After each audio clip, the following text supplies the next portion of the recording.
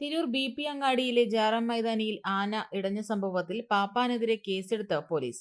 ആനയെ നേർച്ചയ്ക്ക് എത്തിച്ചത് മതിയായ സുരക്ഷാ ക്രമീകരണങ്ങൾ ഒരുക്കാതെയാണെന്ന് പോലീസിന്റെ എഫ്ഐആർ. ഭാരതീയ ന്യായ സംഹിതയിലെ 125, 291 വകുപ്പുകൾ പ്രകാരവും 2011 കേരള പോലീസ് ആക്ടിലെ 118 വകുപ്പ് പ്രകാരവുമാണ് കേസ് രജിസ്റ്റർ ചെയ്തിട്ടുള്ളത്.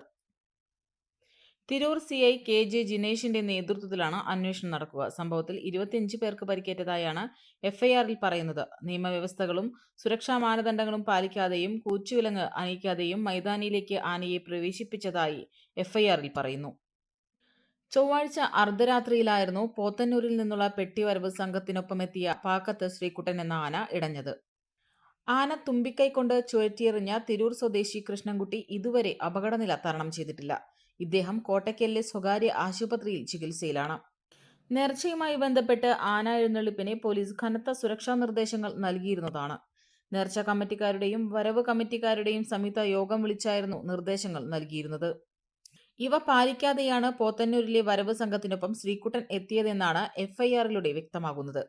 കാലിൽ കൂച്ചുവിലങ്ങില്ലാതിരുന്നതിനാലാണ് ആനയ്ക്ക് അതിവേഗം മുന്നോട്ട് കുതിക്കാനായത്. കൂടുതൽ ആളുകൾ അകപ്പെടാതിരുന്നതിനാൽ മാത്രമാണ് അപകടത്തിന്റെ ആഘാതം കുറഞ്ഞത്. ഉത്സവങ്ങൾക്കിടയിൽ ആനകൾക്ക് മതിയായ വിശ്രമം നൽകണമെന്നും ആനകളെ അണിനിരത്തുന്ന സ്ഥലങ്ങളിൽ മതിയായ ഇടം ഉണ്ടായിരിക്കണമെന്നും ആനകൾക്കിടയിൽ അകലം പാലിക്കണമെന്നും ഹൈക്കോടതി കർശന നിർദ്ദേശം നൽകിയിരുന്നു. എന്നാൽ തിങ്ങി നിറഞ്ഞ ആളുകളുടെ ഇടയിൽ യാതൊരു മുൻകരുതലുകളുമില്ലാതെയായിരുന്നു തിരൂരിൽ ആനയെ എഴുന്നള്ളിച്ചത്.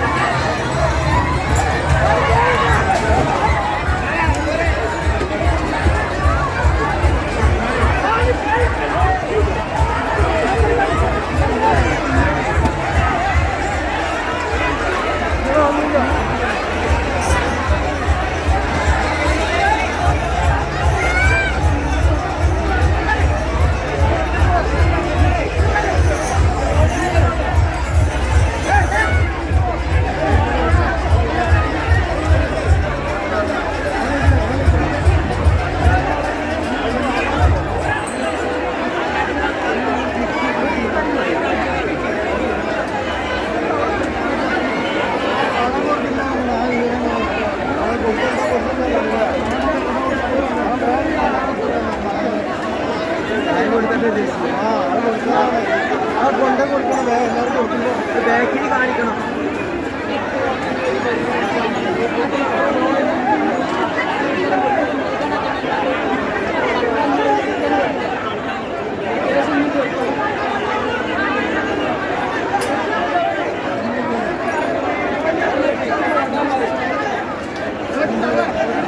കൊണ്ട് ദൂരെ വിടല്ലേ.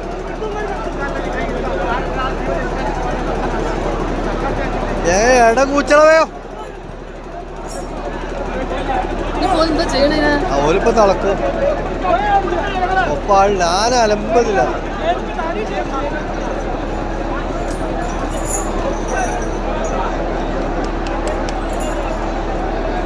അങ്ങനെ പിന്നെ അലമ്പൊന്നും ഉണ്ടാക്കണം ചെല്ലല്ലേ. എട കൂച്ചള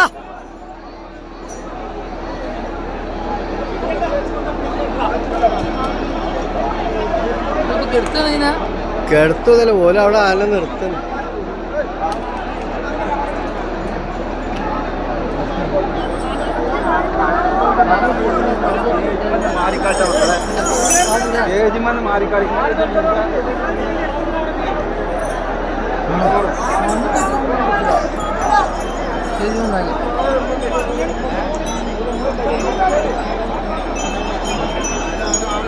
പെണ്ണു കൊതിക്കും പെണ്ണിനെ കൊതിപ്പിക്കുന്ന കനക കടകാഭരണങ്ങളുടെ കമനീയ ശേഖരവുമായി പട്ടാമ്പി പട്ടണത്തിന്റെ കനക കൊട്ടാരം Manukas gold and diamonds, Manukas tower railway ഓവർബ്രിഡ്ജിന് സമീപം, മെയിൻ റോഡ്, പട്ടാമ്പി.